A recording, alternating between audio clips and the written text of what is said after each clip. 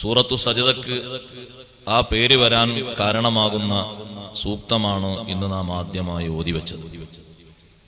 15-ാമത്തെ ആയത്ത്. ആ ആയത്ത് ഓതുമ്പോൾ സുജൂദ് ചെയ്യണം. സുജൂദ് ചെയ്യാൻ കഴിയാത്തവർ, ഒരുപക്ഷെ അതിന് പറ്റിയ അവസ്ഥയിലല്ലെങ്കിൽ, സുബ്ഹാനല്ലാഹി വൽഹംദുലില്ലാഹി വലാ ഇലാഹ ഇല്ലല്ലാഹു വല്ലാഹു അക്ബർ എന്ന് 4 പ്രാവശ്യം ചൊല്ലണം. വിശുദ്ധ ഖുർആനിൽ 14 സ്ഥലങ്ങളിൽ സജിദയുണ്ട്. ഖുർആൻ ഓതുന്നവർ അതിനോടുള്ള ആദരവുകളൊക്കെ പാലിച്ച് ഓതേണ്ടതുണ്ട്. അതിലേറ്റവും പ്രധാനപ്പെട്ട അദബാണ് തിലാവത്തിന്റെ സുജൂദ്. നിസ്കാരത്തിലാണ് ഓതുന്നതെങ്കിൽ കാര്യമായി ശ്രദ്ധിക്കാനൊന്നുമില്ല. ആ ആയത്ത് ഓതിയതിനു ശേഷം സുജൂദിലേക്ക് ഒരു തക്ബീറും ചൊല്ലി സുജൂദിലേക്ക് പോവുക. ശേഷം ഒരു തക്ബീർ ചൊല്ലി നേരത്തെയുള്ള ഖിയാമിലേക്ക് തന്നെ തിരിച്ചു വരിക.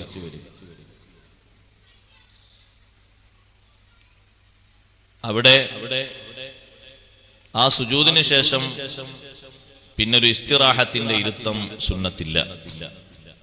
നേരെ എഴുന്നേറ്റ് മുകളിലേക്ക് വരണം. സുജൂദിൽ സജദ വജ്ഹിയ ലില്ലദീ ഖലഖഹു വസവ്വറഹു വശഖ സമഅഹു വബസറഹു ബിഹൗലിഹി വഖുവ്വതിഹി ഫതബാറകല്ലാഹു അഹ്സനുൽ ഖാലിഖീൻ എന്ന ദിക്ർ ചൊല്ലൽ സുന്നത്തുണ്ട്. അറിയാത്തവർ സാധാരണ സുജൂദിൽ ചൊല്ലുന്ന ദിക്റും ചൊല്ലണം.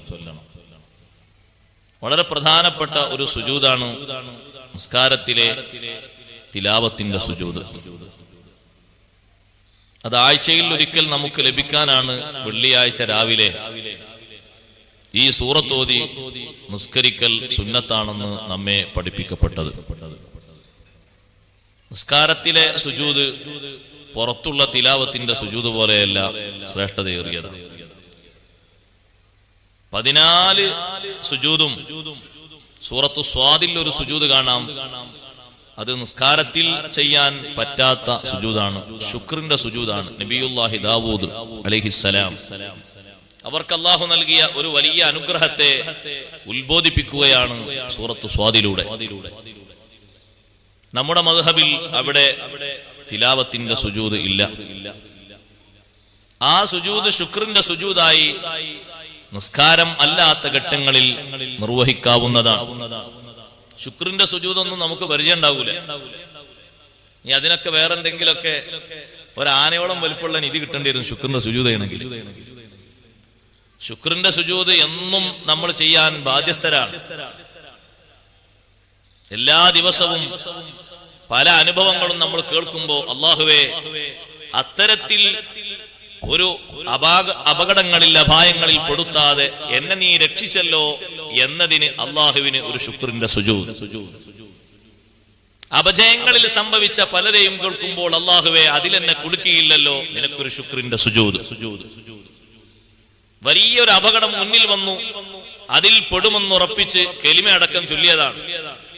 ഒരുപാട് ഖൈറുകൾ ചെയ്യാൻ പദ്ധതിയിട്ട മനുഷ്യൻ ആ അപകടത്തിൽ നിന്ന് നമ്മളൊക്കെ പറയും തലനാരിയൊക്കെ രക്ഷപ്പെട്ടു. ശരിയാകാം, അള്ളാഹുവിന്റെ വലിയൊരു കാവലാണ്. ആ കാവലിന് മുന്നിൽ നാം അർപ്പിക്കേണ്ടതാണ് നേരം വൈകാതെ തന്നെ ഒരു ശുക്രിന്റെ സുജൂദ്. നമ്മിൽ ദുർബലരെ കാണാറില്ലേ? നാം എത്ര കണ്ടിട്ടുണ്ട്? എപ്പോഴെങ്കിലും ഒരു ശുക്രിന്റെ സുജൂദ് ചെയ്തിട്ടുണ്ട്? ഒരുപാട് ശുക്രിന്റെ സുജൂദ് ചെയ്ത മഹാന്മാരുണ്ട്. ദൈനംദിന ജീവിതത്തിൽ ശുക്രിന്റെ സുജൂദ് ചെയ്തവരുണ്ട്. കാരണം അള്ളാഹു നൽകിയ നിഅമത്തിന് ഞാൻ നേരത്തെ പറഞ്ഞതുപോലെ ഇപ്പോഴും നമ്മുടെ മനസ്സിൽ വലുപ്പം തോന്നിയിട്ടില്ല. അവിടെയാണ് അതിന്റെ പ്രശ്നം. അത് മനസ്സിന്റെ ഏറ്റവും ദുഷ്കരമായ അവസ്ഥയാണ്. അള്ളാഹു തന്ന വലിയ അനുഗ്രഹത്തിന്റെ വലുപ്പം ഇപ്പോഴും നമുക്ക് തോന്നിയിട്ടില്ല. അത് വലുതാണ്. ഇപ്പോഴും നമ്മുടെ അഡ്രസ്സിൽ, നമ്മുടെ മനസ്സിൽ അത് ചെറുതാണ്, ഇനിയും ആയിട്ടില്ല എന്ന ഒരു പരാതിയാണ്. നമ്മളൊരു മാസിയത്തിൽ, ഒരു തെറ്റിൽ അഭിരമിച്ചുകൊണ്ടിരിക്കുന്ന ഒരു വ്യക്തിയെ കാണുന്നു. അള്ളാഹുവിനെ നമുക്ക് വല്ലാതെ ഓർക്കേണ്ട നിമിഷമാണ്. സഹോദരിമാരെ, അങ്ങാടിയിൽ പോകുമ്പോ നിങ്ങളുടെ അതേ പ്രായം മൊത്തൊരു പെണ്ണിനെ നിങ്ങൾ കാണുന്നു. എന്താണ് ആ പെണ്ണിന്റെ പണി? സുബ്ഹാന മൻ ജല്ല ജലാലുഹു, അർദ്ധനഗ്നയായ രൂപത്തിൽ ആ പെണ്ണ് മദ്യം മൂന്തുകയാണ്. മഅസിയത്തല്ലേ, തെറ്റല്ലേ ആ പെണ്ണ് ചെയ്യുന്നത്? അള്ളാഹുവിനൊരു ശുക്രിന്റെ സുജൂദ് ആ പെണ്ണിനെ അങ്ങനെ ആക്കിയതിനല്ല, നമ്മെ അള്ളാഹു രക്ഷിച്ചതിന്. മഅസിയത്ത് കൊണ്ട് പരീക്ഷിക്കപ്പെട്ട ആളെ കാണുമ്പോ, ബലാ കൊണ്ട് പരീക്ഷിക്കപ്പെട്ട ആളെ കാണുമ്പോ അള്ളാഹുവിനെ ഓർമ്മ വേണം. ഹോസ്പിറ്റലുകളിൽ പോയി വരുന്നവർ എത്രയോ സുജൂദ് ചെയ്യേണ്ടവരാണ്.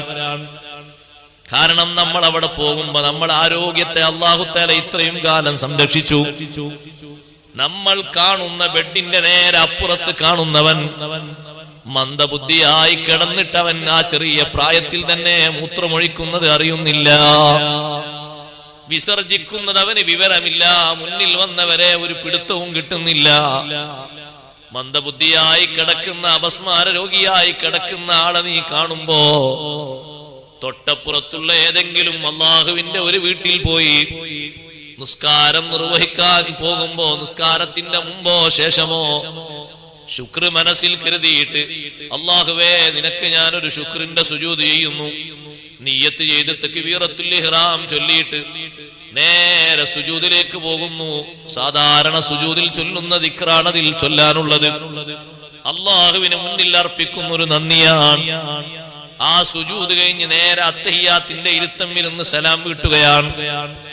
സഹോദരങ്ങളെ, തിലാവത്തിന്റെ സുജൂദ് പോലെ തന്നെയുള്ള ഷർത്തും ഫർളും ഒക്കെ അതിനും പരിഗണനയുണ്ട്. നിസ്കാരത്തിലല്ല തിലാവത്തിന്റെ സുജൂദ് ചെയ്യുന്നത് എങ്കിൽ തക്ബീറത്തുൽ നിയ്യത്ത് വേണം, തക്ബീറത്തുൽ ഇഹ്റാം വേണം. നിന്നിട്ടും ഇരുന്നിട്ടും ആവാം, സൗകര്യം പോലെ. നൃത്തത്തിൽ നിന്ന് പിന്നൊരു ഇരുത്തത്തിലേക്ക് വേറെ ഒന്ന് പോകേണ്ടതില്ല. നൃത്തത്തിൽ നിന്ന് പിന്നെ നേരെ സുജൂദിലേക്കുള്ള തക്ബീറാണ്. സുജൂദിലുള്ള നേരത്തെ പറഞ്ഞ ദിക്ർ അറിയുമെങ്കിൽ അത്, അല്ലെങ്കിൽ സാധാരണ ദിക്റും ചൊല്ലി അത്തഹിയ്യാത്തിന്റെ അവസാനത്തെ അത്തഹിയ്യാത്തിന്റെ ഇരുത്തം ഇരുന്ന് സലാം വീട്ടുകയും വേണം. ഇത്രയേ നമുക്ക് വേണ്ടതുള്ളൂ. നിസ്കാരത്തിലാകുമ്പോ സലാം അവസാനത്തിലാണ് വരിക. ആ ഒരു വ്യത്യാസം മാത്രമേ ഉള്ളൂ. നിസ്കാരത്തിൽ സുജൂദ് കഴിഞ്ഞ് സലാം വീട്ടൽ വരില്ല. ഇരിക്കട്ടെ, നമ്മളൊരു കാര്യം മനസ്സിലാക്കണം. ശുക്രിന്റെ സുജൂദ് എത്രയോ ചെയ്യാൻ നമ്മൾ ബാധ്യസ്ഥരാണ്. തിലാവത്തിന്റെ സുജൂദിന്റെ സ്ഥലം കണ്ട് അങ്ങനെ അങ്ങ് വിട്ടുപോകരുത്. ചെയ്യാൻ പറ്റാത്ത നേരമാണെങ്കിൽ നേരത്തെ പറഞ്ഞ ദിക്ർ ചൊല്ലണം. തിലാവത്തിന്റെ സുജൂദ് അടങ്ങിയ ഭാഗമാണ് ഇന്ന് നമ്മൾ ഓതിയത്. വളരെ പ്രധാനപ്പെട്ട ഒരു ആശയമാണ് ആയത്ത് നമ്മെ അറിയിക്കുന്നത്. ബിസ്മില്ലാഹിർ റഹ്മാനിർ റഹീം. ഇന്നമാ യുഅ്മിനു ബിആയാതിനാ, നമ്മുടെ അടയാളങ്ങളെ കൊണ്ട്, ദൃഷ്ടാന്തങ്ങളെ കൊണ്ട്, തെളിവുകളെ കൊണ്ട് വിശ്വസിക്കുന്നത് അല്ലദീന, ഒരു വിഭാഗം മാത്രമാണ്. ഇന്നലെ നാം പറഞ്ഞത് വിശ്വസിക്കാത്ത വിഭാഗത്തിന്റെ വഷളത്തരവും അവർ അള്ളാഹുവിന്റെ മുന്നിൽ തലകുനിച്ചുകൊണ്ട് സമ്മതിക്കുന്ന അവസ്ഥയും, ദുനിയാവിലേക്കൊന്ന് മടക്കി തന്നാൽ ഞങ്ങൾ നന്നായി വരാം എന്നുള്ള അള്ളാഹുവിന്റെ മുന്നിലുള്ള താല്പര്യം പറയലുമാണ്. റബ്ബ് അവരെന്തേ മടക്കി കൊടുക്കാത്തത് എന്നൊരു ചോദ്യം ആർക്കെങ്കിലും ഉണ്ടോ? വലൗ റുദ്ദൂ ലഅദൂ ലിമാ നുഹൂ അൻഹു വഇന്നഹും ലകാദിബൂൻ. അല്ലാഹ് പറയാണ്, അവർ ചോദിച്ചതുപോലെ അവരെ മടക്കി കൊടുക്കുകയാണെങ്കിൽ സത്യനിഷേധികളും കപടവിശ്വാസികളും കുറ്റവാളികളും ആഖിറത്തിൽ അള്ളാഹുവിന്റെ മുന്നിൽ കുമ്പസരിച്ചുകൊണ്ട് പറയും, റബ്ബനാ അബ്സർനാ വസമിഅനാ, കാണേണ്ടത് കണ്ടു കഴിഞ്ഞു, കേൾക്കേണ്ടത് ഞങ്ങൾ കേട്ട് കഴിഞ്ഞു, നിഷേധിക്കാൻ ഞങ്ങളില്ല. ഒരൊറ്റ താല്പര്യം മാത്രമേ ഉള്ളൂ, ഫർജിഅനാ, ഒന്ന് മടക്കി തരണേ. മടക്കി തന്നാലോ നഅമൽ സ്വാലിഹ, നല്ലത് പ്രവർത്തിച്ച്, നല്ലത് വിശ്വസിച്ച് പ്രവർത്തിച്ച് ഞങ്ങൾ തിരിച്ചു വരും. ആ ചോദ്യത്തിന് അങ്ങനെ സമ്മതിച്ചു, ഒന്ന് മടക്കി കൊടുത്തൂടെ? അള്ളാഹു പറഞ്ഞു, വലൗ റുദ്ദൂ, അവരങ്ങനെ മടക്കപ്പെട്ടാൽ ലഅദൂ ലിമാ നുഹൂ അൻഹു, നേരത്തെ അവർ ചെയ്യരുത്, അങ്ങനെ വിശ്വസിക്കണം, ഇങ്ങനെ വിശ്വസിക്കണം ഒക്കെ എന്തെല്ലാം താക്കീത് പറഞ്ഞിരുന്നോ അതിലേക്ക് തന്നെ തിരിച്ചു പോകും. ഒരു സംശയമില്ല. പിന്നെ ഇപ്പറച്ചിലോ വഇന്നഹും ലകാദിബൂൻ, ഞങ്ങൾ നന്നായി വരാമെന്നുള്ളത് അതൊരു കളവാണ്.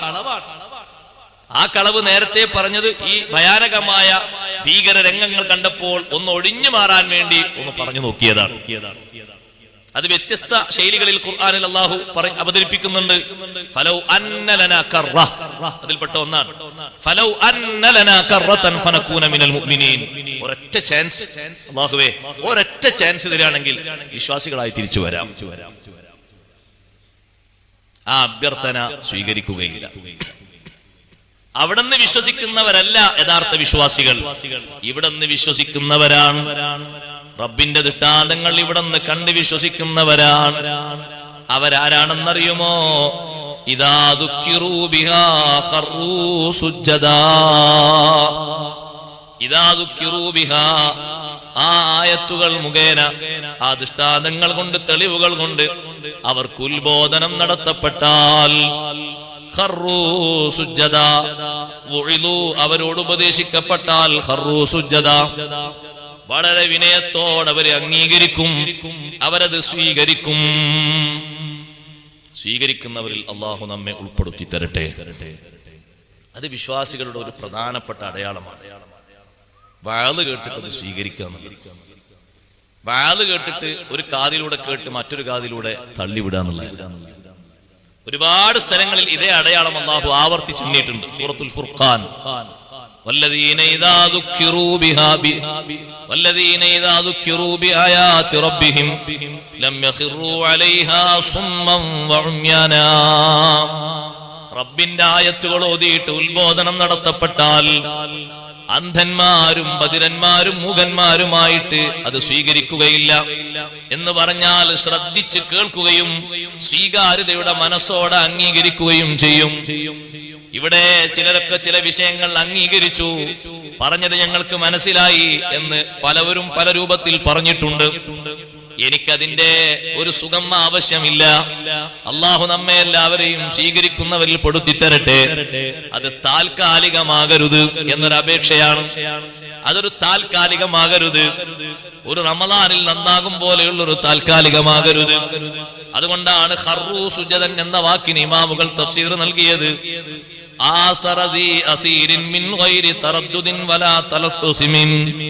ഒരിക്കലും മാറ്റമില്ലാതെ, ചാഞ്ചല്യമില്ലാതെ, നല്ലവണ്ണം വൃത്തടത്തിലേക്ക് അവരത് സ്വീകരിക്കും. കേട്ടങ്ങ് പോകൂല, കണ്ടങ്ങ് പോകൂല, ഉൾക്കൊള്ളും അവർ. സഖതു അലാ വുജൂഹിഹിം, റബ്ബിന്റെ ദൃഷ്ടാന്തങ്ങൾ ഉത്ബോധിക്കപ്പെട്ടാൽ നേർക്കുനേരെ അവർ ഉൾക്കൊള്ളും. ആയത്തുകൾ ഓതി വഅദ് പറഞ്ഞു കേട്ടിട്ട് ഭരണാധികാരിയായ ഉമർ ബിൻ അബ്ദുൽ അസീസ് റളിയല്ലാഹു അൻഹു ആയത്തും ഹദീസും കേട്ടിട്ട് മാറിയത് കണ്ടില്ലേ? ഏത് രൂപത്തിലാ മാറിയത്? ശരീരമടക്കം, സൗകര്യങ്ങളടക്കം, സംവിധാനങ്ങളടക്കം എല്ലാറ്റിനും മാറ്റം വന്നു.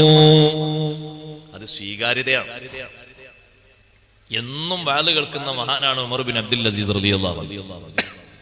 ഉലമാഇനെ വിളിച്ച്, പണ്ഡിതന്മാരെ വിളിച്ച് നല്ലോണം വഅദ് പറയാൻ പറഞ്ഞു. അവര് പറയാണ്, വഅദ് ഇങ്ങനെ ഞങ്ങൾ പറഞ്ഞു കൊടുക്കുമ്പോ ഞങ്ങളെ മുന്നിൽ കിടക്കുന്നത് ഒരു ജനാസയാണെന്ന് തോന്നിപ്പോകും. ആ വഅദ് കേട്ടിട്ട് ഉടനെ വരുന്ന മാറ്റമാണ്, പ്രതിഫലനമാണ് ഉമർ ബിൻ അബ്ദുൽ അസീസ് റളിയല്ലാഹു അൻഹുവിൽ അവർ കാണുന്നത്. നമ്മൾ ആ തരത്തിൽ ഏത് വഅദും കേൾക്കണം. വഅദ് കേൾക്കലൊക്കെ ഇപ്പൊ നല്ലോണുണ്ട്. ഗസാലി ഇമാം റളിയല്ലാഹു അൻഹു പറഞ്ഞില്ലേ, വഅദ് കേൾക്കാനൊന്നൊരു പരല്ല, വഅദ് പറയാനും പരല്ല. പരമുള്ളത് വൽ മുഷ്കിലു ഖബൂലുഹാ, സ്വീകരിക്കാനാണ് പ്രതിസന്ധി. അതിന് അല്ലാഹു നമുക്ക് തൗഫീഖ് തരട്ടെ. സ്വീകാര്യത കുറവാണ്. അത് മനുഷ്യന്മാർക്ക് പറഞ്ഞു കൊടുത്താൽ സ്വീകരിക്കാതിരിക്കാനുള്ള ഒരു പ്രധാനപ്പെട്ട ഏതൊന്നാണെന്നൊരു തടസ്സം കിബറന്നെ അംഗീകരിക്കൂല. പറഞ്ഞു കൊടുത്താൽ സ്വീകരിക്കണമെങ്കിൽ ഈ കിബർ എന്ന് പറഞ്ഞ ആ മൂന്നക്ഷരത്തിന്റെ ആശയല്ലേ, അത് തൽക്കാലം ഒന്ന് താഴോട്ട് വെക്കണം, എന്നാലേ നടക്കൂ. വേറെ എന്തെങ്കിലും ഒരു മരുന്നൊന്നും അതിന് കൊടുക്കാനില്ല, അത് മാറണം. മാറിയെങ്കിലേ നടക്കൂ. അതുണ്ടെങ്കിൽ അങ്ങനെ ഒരു കേൾവി അങ്ങോട്ട് കേൾക്കും, അതൊരു ഭാഗത്തേക്ക് അങ്ങ് പോകും എന്നല്ലാതെ കാര്യമായിട്ട് പ്രതിഫലനം ഒന്നും ഉണ്ടാവില്ല. എത്ര വഅദാണ് ആളുകൾ ഇന്ന് കേൾക്കുന്നത്? ഏതെല്ലാം തരത്തിൽ ഉള്ള വഅദ്, ഏതെല്ലാം വിഷയത്തിലുള്ള വഅദ് കിട്ടും. പഴയ കാലത്ത് ഒരു വഅദ് ഒരു നാട്ടിൽ കേൾക്കണമെങ്കിൽ എത്രയെല്ലാം സാഹസപ്പെട്ട് നടന്നു വരണം, എന്നിട്ട് അധ്വാനിക്കണം, എന്നിട്ട് എത്ര നേരം വൈകണം. എന്നാ നേരെ പിറ്റേന്ന് നോക്കിയാൽ മാറിയിട്ടുണ്ടാവും ആള്. എന്താ ഇന്ന് ഇങ്ങനെ? അത് ഇന്നലെ കേട്ടത് ഇങ്ങനെയാണ്, ഇനി മുതൽ ഇങ്ങനെയാണ്. നമ്മളെന്ന് പറഞ്ഞാൽ ഞാൻ പൊതുവെ മൊത്തത്തിൽ പറയാം. വഅദ് കേട്ടാൽ ഒരു പക്ഷേ ആദ്യം അതിനൊന്ന് വിലയിരുത്തൽ. ഇങ്ങനെയുണ്ട്, അത്ര പോരാ. വിലയിരുത്തിയാലും വിലയിരുത്തിനും കുഴപ്പമില്ല, അവിടെ അല്ല എന്റെ വിഷയം. ആ പറഞ്ഞ വിഷയം ഉണ്ടല്ലോ, നേരത്തെ പറഞ്ഞൊരു സംഗതി, അതിനെപ്പറ്റി നിങ്ങളെ അഭിപ്രായം എന്താ? അതൊന്നും ഉൾക്കൊണ്ടിപ്പോ ഈ കാലത്ത് ജീവിക്കാൻ കഴിയൂല. നമ്മൾ ഒറ്റയ്ക്ക് നമ്മൾ കേൾക്കുന്ന വാദിനോട് നമ്മുടെ പ്രതികരണം അങ്ങനെ ഒന്നും ഇപ്പൊ ഉൾക്കൊണ്ടിട്ട് ഇപ്പത്തെ കാലത്ത് ജീവിക്കാൻ കഴിയില്ല. മതി, കഴിഞ്ഞു നമ്മളെ കഥ. ഏതാണ് യഥാർത്ഥ വിശ്വാസമുള്ള മനുഷ്യൻ? അല്ലദീന ഇദാ ദുക്കിറൂ ബിഹാ ഖറൂ സുജ്ജദാ.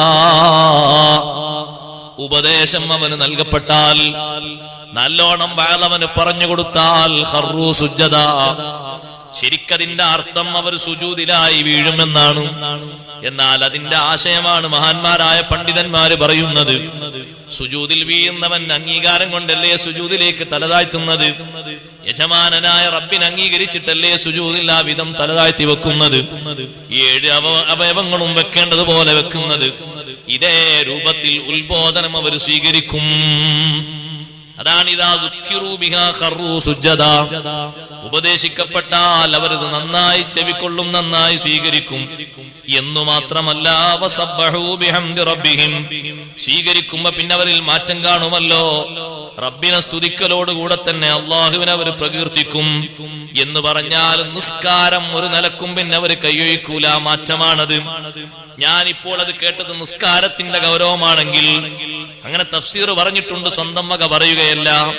ഇദാ ദുക്കിറൂ ബിഹാ ഖറൂ സുജ്ജദാ. ആയത്തുകൾ ഓതിയിട്ട് ഉത്ബോധിപ്പിക്കപ്പെട്ടാൽ അതവർ സ്വീകരിക്കും. എന്നിട്ട് വസബ്ബഹൂ സ്വല്ലൂ ബിഅംരി റബ്ബിഹിം, അവർ നിസ്കരിക്കും റബ്ബിന്റെ കൽപ്പന അനുസരിച്ച്. വഹും ലാ യസ്തക്ബിറൂൻ, അഹങ്കാരമില്ലാത്ത നിസ്കാരം നിസ്കരിക്കും. അഥവാ അന്നിതിയാനി സ്വലവാത്തി ഫിൽ ജമാഅത്ത്, ജമാഅത്തിലായി വന്ന് നിസ്കരിക്കുന്നതിന് പോലും അവർക്ക് അഹങ്കാരമില്ല. ഇമാം സുയൂത്തി തങ്ങളുടെ തഫ്സീറാ ഞാൻ വായിക്കുന്നത്. ശരിക്കും മനസ്സിലെത്തി ചിന്തിച്ചോളൂ. കേൾക്കുന്ന വാദ ജമാഅത്തിനെ പറ്റിയാണെങ്കിൽ പിറ്റേന്ന് വന്ന് അതിന്റെ പിറ്റേന്ന് മഅസ്സലാമ പറയുന്നല്ല, അതിനെല്ലാരും ഉണ്ടാവും. അന്ന് പള്ളിക്കാളുണ്ടല്ലോ, അവര് പക്ഷെ ഇന്നലെ വേറെ എന്തെങ്കിലുമൊക്കെ അസുഖങ്ങൾ വന്നിട്ട് ആൾക്കാർ വന്നായിരിക്കും, അല്ലെങ്കിൽ വേറെ എന്തെങ്കിലുമൊക്കെ ഒരു സംഗതി വരാനുണ്ടെന്ന് ചിന്തിച്ച് വന്നായിരിക്കും. ഇതല്ല, ഇത് കറക്റ്റായിട്ട് വരും. അതാണല്ലോ ശരിക്കുള്ള ഉപദേശം. നിങ്ങൾ നോക്ക്, ഉപദേശം സ്വീകരിക്കുന്നിടത്ത് അങ്ങനല്ലേ. ബഹുമാനപ്പെട്ട റസൂലുള്ളാഹി സ്വല്ലല്ലാഹു അലൈഹി വസല്ലം തങ്ങളുടെ മുന്നിൽ ഒരു കാര്യം ബൈഅത്തായിട്ട് ചെയ്യുന്നത്, സ്വഹാബത്ത് ചെയ്യുന്നത്, ആ ബൈഅത്ത് ജീവിതാവസാനം വരെ കൊണ്ടു നടക്കാനാണ്. അപ്പൊ ചിലപ്പോഴൊക്കെ നല്ല കട്ടിയും കനമുള്ള ബൈഅത്തൊക്കെ സ്വീകരിക്കുമ്പോ തങ്ങൾ ചോദിക്കും, ഈ ബൈഅത്ത് കൊണ്ടു നടക്കാൻ നിങ്ങളെ കൊണ്ട് കഴിയോ? ഞാൻ അതിന് പരമാവധി ശ്രമിക്കും, തങ്ങൾ എനിക്ക് ദുആ ചെയ്യണം. ആ പരമാവധി ശ്രമിക്കും എന്ന് പറഞ്ഞ ആള് സ്വഹാബി വര്യൻ ജീവിതത്തിൽ ഒരിക്കൽ പോലും അതിനോട് എതിര് ചെയ്ത ഒരു അനുഭവം തന്നെ റിപ്പോർട്ട് ചെയ്യപ്പെടൂല. ആ ഉപദേശം ഏത് രൂപത്തിലാ സ്വീകരിച്ചത്? അതാണ് സത്യത്തിൽ ഉപദേശം സ്വീകരിക്കുക എന്ന് പറഞ്ഞതിന്റെ താല്പര്യം. അതുകൊണ്ടല്ലേ നിങ്ങൾ നോക്ക്, സ്വർണ്ണമോതിരം ധരിച്ചു വന്ന സ്വഹാബിയുടെ കയ്യിൽ നിന്ന് സ്വർണ്ണമോതിരം തങ്ങളിങ് ഊരിയിട്ട് വലിച്ചെറിഞ്ഞപ്പോ ബാക്കിയുള്ളവരൊക്കെ പറഞ്ഞു ധരിക്കണ്ടെന്നാണ് അതിന്റെ അർത്ഥം, അത് എടുത്തോളൂ. ആ സ്വഹാബിയും പറഞ്ഞു, ഇല്ല, മേലാൽ ആ സ്വർണ്ണമോതിരല്ല, സ്വർണ്ണമോതിരം എന്ന സാധനം തന്നെ എനിക്ക് വേണം, ഞാനേ ധരിക്കൂല. വലിച്ചെറിഞ്ഞത് എടുക്കാനും ഞാനില്ല എന്നതിന്റെ അർത്ഥം ഞാനത് അത്രയും ഉൾക്കൊണ്ടു എന്നാണ്, സ്വീകരിച്ചു എന്നാണ്. അത് എടുത്തോണ്ട് ഇട്ട വില ഇട്ടൂല എന്നല്ല. കാർക്കശ്യമുള്ളത് ആ രൂപത്തിൽ തന്നെ പറയണം എന്നും നമുക്ക് മനസ്സിലായി. അതിനാണ് ആ ശൈലി സ്വീകരിച്ച് പറഞ്ഞോട്ടാ പറയുന്നത്. എല്ലാം ഒരേ രൂപത്തിലല്ല പറയേണ്ടത്, ചിലത് വളരെ കാർക്കശ്യം തന്നെ സ്വീകരിക്കേണ്ടത്. വിഷയത്തിന്റെ ഗൗരവം അറിയിക്കാനും പഠിപ്പിക്കാനുമാണ്. അതുകൊണ്ടാണല്ലോ ദേഷ്യം പിടിക്കേണ്ടിടത്ത് പിടിക്കാത്തവൻ ഫഹുവ ഹിമാറുൻ, അവൻ കഴുതയാണ്. ദേഷ്യം പിടിക്കേണ്ട ഒരു രംഗാണ്, അവിടെ ചിരിക്കാണ്. എന്നാൽ അവന്റെ പേര് അവന് വിളിക്കാൻ നല്ല ഒത്ത പേര് അതാണ്, ഫഹുവ ഹിമാർ. അത് ശരിയല്ല, കാരണം അവിടെ താക്കീതിന്റെ രംഗമാണ്. നിങ്ങൾ നോക്കൂ, ഉത്ബോധനങ്ങൾ ഒരുപാട് കേൾക്കുന്നുണ്ട്. ഉത്ബോധനങ്ങളൊക്കെ കേട്ടിട്ട് മീസാനും സിറാത്തും ഹിസാബൊക്കെ ഇങ്ങനെ കേട്ട് ഉറങ്ങുന്ന ആൾക്കാരെ വരെ കാണാം. കേട്ടാലേ ഉറക്കം വരുള്ളൂ. അത് സ്വീകരിക്കാൻ വേണ്ടി വെക്കുന്നതല്ല, ഉറക്കം കിട്ടാൻ വേണ്ടി വെക്കുകയാണ്.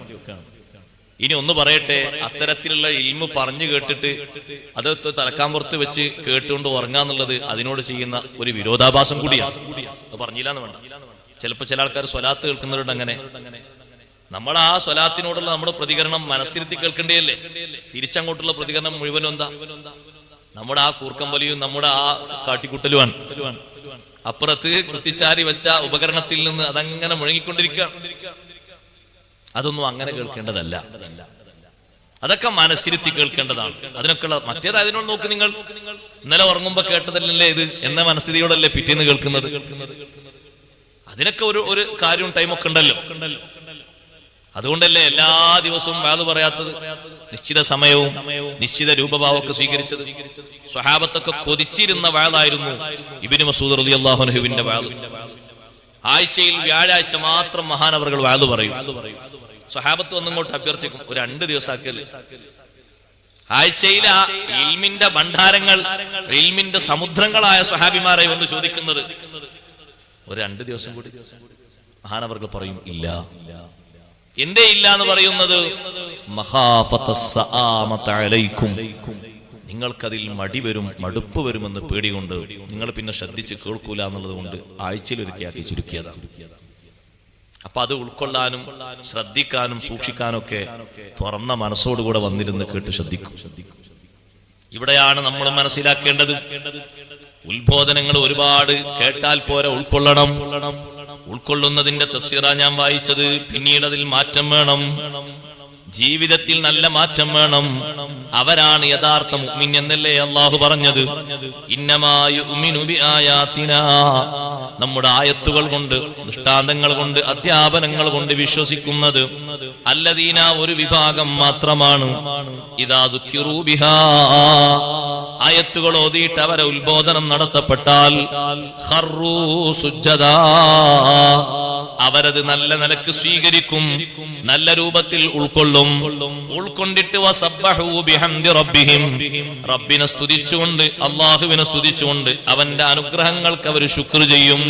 അതാണ് ആ തസ്ബീഹിന്റെ മഅന. അതാണ് വസബ്ബഹൂ ബിഹംദി റബ്ബിഹിം. തസ്ബീഹും തഹ്മീദും എന്തിനാണ് സഹോദരങ്ങളെ? അല്ലാഹുവിനുള്ള വലിയൊരു ശുക്റാണ്. അത് രണ്ടും അടങ്ങിയ ഒരു അമലാണ് നിസ്കാരം. അതുകൊണ്ട് ആ നിസ്കാരം എടുത്തു പറഞ്ഞത്. എല്ലാ അമലും ഉണ്ട്.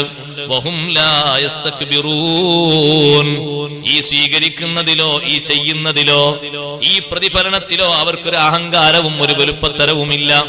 അങ്ങനെയും വ്യാഖ്യാനിച്ചിട്ടുണ്ട്. വൽഹാലു അന്നഹും ഖാദിഊന ലഹു തആലാ, ഉപദേശം കേട്ടിട്ട് അവർ വിനയാന്വിതരാൻ. ലാ യസ്തക്ബിറൂന അമ്മാ ഫഅലൂ, ചെയ്തതിന്റെ പേരിൽ ഒരു ധിക്കാരത്തിന്റെ, ഒരു അഹന്തയുടെ ചിന്തയില്ല. ഞാൻ അങ്ങനെ ചെയ്തല്ലോ, ഞാൻ ഇങ്ങനെ ചെയ്തല്ലോ, ഞാൻ അവിടെ അങ്ങനെ ചെയ്തല്ലോ. ചെയ്തതിന്റെ പേരിൽ, ഉപദേശം സ്വീകരിച്ചിട്ട് നന്നായതിന്റെ പേരിൽ ഒരു ധിക്കാരത്തിന്റെ, ഒരു വലുപ്പത്തിന്റെ സ്വഭാവമില്ല. അവർക്കുള്ള നല്ലൊരു അടയാളം പറയുന്നത് നോക്ക്. ഇവർ ഈ ഒരു സ്വഭാവം, ജമാഅത്ത് നിസ്കാരം, ഫർള് നിസ്കാരം മാത്രമല്ല അവരിലുള്ളത്, ആത്മീയമായ വലിയ മുന്നേറ്റം അവരിലുണ്ട്. തതജാഫാ ജുനൂബുഹും അനിൽ മളാജിഉ, തതജാഫാ ജുനൂബുഹും, അവരുടെ ഭാഗങ്ങൾ അകറ്റി നിർത്തും, അവരുടെ ഭാഗങ്ങൾ മാറ്റിവെക്കും, അവരുടെ ഭാഗങ്ങൾ മാറ്റി നിർത്തും. അനിൽ മളാജിഉ, കിടപ്പറകളെ തൊട്ട്, വിരിപ്പുകളെ തൊട്ട്, ഉറങ്ങുന്ന സ്ഥലങ്ങളെ തൊട്ട്, ഉറങ്ങുന്ന സ്ഥലങ്ങളിൽ നിന്ന് അവരുടെ ശരീരത്തിന്റെ ഭാഗങ്ങൾ അകന്നു നിൽക്കും. യദഊന റബ്ബഹും ഖൗഫൻ വതമആ. നിങ്ങൾ നോക്കി, ഈ ആയത്തിന്റെ ശൈലിയിൽ നിന്ന് കാര്യം മനസ്സിലാക്കണം. ഇത് സ്വമേധയാ, സ്വന്തം ഇഷ്ടപ്രകാരം അവർ ചെയ്യുന്നതാണ്. മറ്റാരോ വന്ന് ഉണർത്തിയിട്ട് ശാഠ്യം പിടിച്ച് എടങ്ങേറാക്കി നിർബന്ധിപ്പിച്ചിട്ടല്ല. അങ്ങനെയാണെങ്കിൽ ഇവിടെ പറയേണ്ട ഭാഷയും ഇങ്ങനെയല്ല. തതജാഫാ, അകന്നു നിൽക്കും, തതജാഫാ, മാറി നിൽക്കും. ജുനൂബുഹും, അവരുടെ ഭാഗങ്ങൾ എന്ന് പറഞ്ഞാൽ അവരെ ശരീരത്തിന്റെ വലത്തെ ഇടത്തെ ഭാഗം, അതവർ അതവർ എഴുന്നേൽപ്പിക്കും, അത് എഴുന്നേറ്റു നിൽക്കും. അതൊരു പ്രാക്ടീസായി അവർ തുടരുകയാണ്. യദ്ഊന റബ്ബഹും ഖൗഫൻ വതമഅ, റബ്ബിനോട് അവർ പ്രാർത്ഥിക്കും, അല്ലാഹുവിനോട് അവർ പ്രാർത്ഥിക്കും, നിസ്കരിക്കും, ദുആ ചെയ്യും. ഖൗഫൻ വതമഅ, റബ്ബിനോട് പേടിച്ചുകൊണ്ടും പ്രതീക്ഷിച്ചുകൊണ്ടും. പ്രതീക്ഷയും പ്രത്യാശയും രണ്ടും വേണമല്ലോ മുഅ്മിന്. പേടിയുണ്ട്, ഒരു ഭാഗത്ത് പ്രതീക്ഷയുമുണ്ട്. റബ്ബ് തആല എന്നെ കഴിയുമോ, ഞാനിതൊക്കെ ചെയ്തിട്ടുണ്ടെങ്കിലും അല്ലാഹ് സ്വീകരിച്ചില്ലെങ്കിലോ, എന്നെ തള്ളിക്കളഞ്ഞാലോ. ഒരുപാട് വൈകല്യങ്ങൾ ഒരു ഭാഗത്തുണ്ട്. ആ വൈകല്യങ്ങൾക്കാണ് ഈ നന്മകളെക്കാൾ കൂടുതൽ മുൻതൂക്കമെങ്കിൽ എന്റെ നന്മകൾക്ക് ഒരു അഡ്രസ്സുമില്ലല്ലോ. ഒരു ചെറിയ വൈകല്യത്തിന്റെ പേരിൽ തിന്മകൾ മുഴുവനും തേഞ്ഞുമാഞ്ഞു പോയതുണ്ട്. അപ്പൊ ഈ മനുഷ്യന് പേടി, അല്ലാഹുവേ, ഞാൻ ഇങ്ങനെ നിസ്കരിക്കുന്നുണ്ടെങ്കിലും, ഞാൻ ഇങ്ങനെ പ്രാർത്ഥിക്കുന്നുണ്ടെങ്കിലും, ഞാൻ ഇങ്ങനെ ഇസ്തിഗ്ഫാർ ചൊല്ലുന്നുണ്ടെങ്കിലും നീ ഇതൊക്കെ തള്ളിയാൽ പിന്നെ സ്വീകരിക്കാൻ മറ്റൊരു റബ്ബില്ലല്ലോ. യദ്ഊന റബ്ബഹും ഖൗഫൻ വതമഅ, ഭാഗങ്ങൾ അകന്നു നിൽക്കും എന്നിടത്ത്, ഭാഗങ്ങൾ മാറി നിൽക്കും എന്നിടത്ത് വിവിധ വ്യാഖ്യാനങ്ങളുണ്ട്. ഞാൻ അതിലേക്ക് വരുന്നു. നമ്മൾ ശരിക്ക് ശ്രദ്ധിക്കണം. ഇവിടെ ആദ്യം പറഞ്ഞത് ഫർളായ വിഷയത്തെ പറ്റിയാണ്. ഏത്? സബ്ബഹൂ ബിഹംദി റബ്ബിഹിം വഹും ലാ യസ്തക്ബിറൂൻ. അഹങ്കരിക്കാതെ ധിക്കരിക്കാതെ റബ്ബിന്റെ നിയമങ്ങൾ അംഗീകരിച്ച് ജീവിക്കുന്നവർ, വിനയത്തോടെ ജീവിക്കുന്നവർ, ഫർളിൽ മാത്രം അവർ ഒതുങ്ങിയിട്ടില്ല, സുന്നത്തിലും അതീവ തൽപരരാണ്. അതുകൊണ്ടാണ് തതജാഫാ ജുനൂബുഹും അനിൽ മളാജിഅ, അവരുടെ ഭാഗങ്ങൾ തെന്നിമാറി നിൽക്കും, അവരെ ഭാഗങ്ങൾ അകന്നു നിൽക്കും. അനിൽ മളാജിഅ, വിരിപ്പുകളിൽ നിന്ന്, കിടപ്പറകളിൽ നിന്ന്. യദ്ഊന റബ്ബഹും ഖൗഫൻ വതമഅ,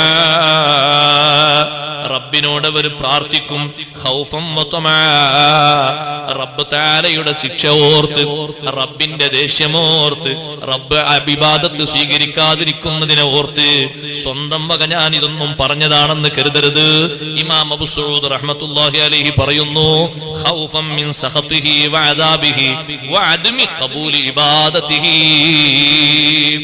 ഇത്രകാലം ചെയ്ത ഇബാദത്ത് അല്ലാഹ് സ്വീകരിച്ചില്ലെങ്കിലോ, ഇത്രകാലം ചെയ്തതിന് ഫലമായിട്ട്, തൽഫലമായിട്ട് ഏതോ ചെയ്തൊരു അന്യായത്തിന്റെ പേരിൽ അല്ലാഹ് ശിക്ഷിച്ചാലോ, അല്ലാഹ് ദേഷ്യപ്പെട്ടാലോ,